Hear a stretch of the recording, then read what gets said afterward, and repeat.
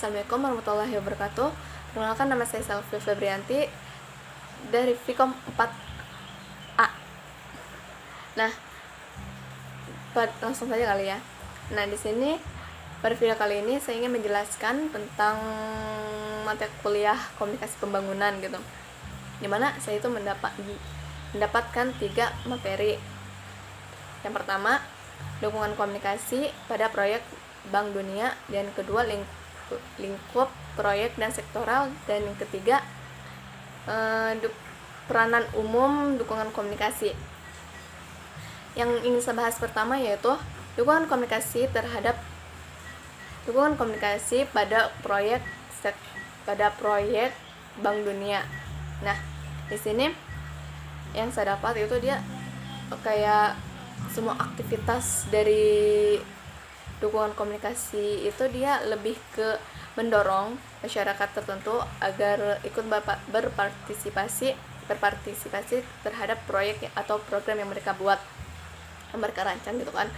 Dan mereka itu dia memberi bantuan jaminan, memberikan jaminan gitu kepada masyarakat yang ikut berpartisipasi bahwa sebenarnya dengan meyakinkan mereka tuh bahwa program yang mereka buat ini itu akan menghasilkan kayak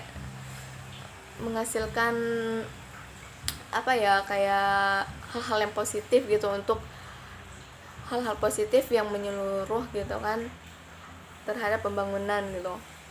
Nah, yang kedua, lingkup proyek dan sektoral. Nah, menurut Perut sendiri, aktivitas dukungan komunikasi pada proyek atau program yang dibuat oleh Bank Dunia, yang disponsori oleh Bank Dunia, dia diklasifikasikan menjadi 2 kategori. Yang pertama, komunikasi penunjang pembangunan, di mana dia itu aktivitas pembentukan dari suatu kelompok kegiatan atau komponen di lingkungan dari suatu proyek pusat atau induknya atau awalnya itu dengan memberikan sebuah penunjang secara langsung gitu kan, misalkan seperti dana gitu kan. Nah, yang kedua, komunikasi penunjang sektoral, dimana dia ini lebih ke kasus dari proyeknya, itu lebih menjelaskan kasus proyeknya. Nah, yang ketiga, peranan umum dukungan komunikasi. Nah, peranan utama dari dukungan komunikasi sendiri itu yaitu untuk membantu menciptakan lingkungan manusiawi gitu kan, yang diperlukan untuk menentukan dari proyek itu untuk menentukan keberhasilan dari proyek atau program pembangunan tersebut gitu kan. Nah, di sini dia bisa memberikan contoh dukungan komunikasi terhadap proyek-proyek Bank Dunia itu dalam bidang pendidikan. Nah, kenapa sambil bidang pendidikan? Karena yang saya lihat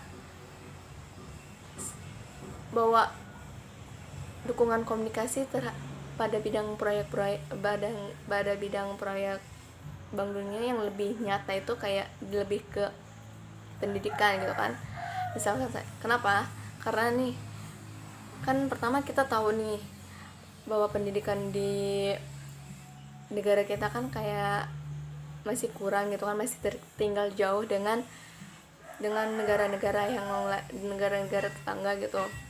Jadi dengan adanya program dari program atau proyek dari Bank Dunia ini, dia bisa membuat kayak pendidikan kita itu meningkat gitu kan, lebih meningkat. Misalkan saja nih, pasti kalau yang orang tuanya guru nggak asing gitu kan dengan yang namanya dana bos gitu kan. Nah, dana bos sendiri ini kan kita tahu dari pemerintah, dari Kemendikbud, tapi kita nggak tahu Kemendikbud itu dapatnya dari mana sih, maksudnya memberikan dapat apa dana dari mana sih gitu kan. Nah, di sini saya ingin ingin memberikan sedikit penjelasan di sini, dimana di Bank Dunia ini dia itu lebih kepada membantu gitu, memberikan investasi kepada pemerintah untuk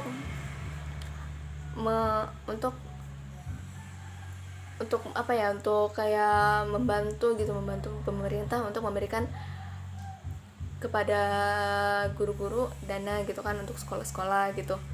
Nah, di sini dia lebih ke membantu pemerintah dengan memberikan investasi dana gitu kan. Dia membantu dengan mendukung dari strategi-strategi yang dibuat gitu. Dia lebih mendukung ke situnya sih. Oke, mungkin itu saja, kurang dan lebihnya mohon maaf. Mungkin hanya itu yang saya bisa sampaikan di sini. Mohon maaf bila kurang. Wabillahi taufiq wal hidayah. Wassalamualaikum warahmatullahi wabarakatuh. Jaga kesehatan guys.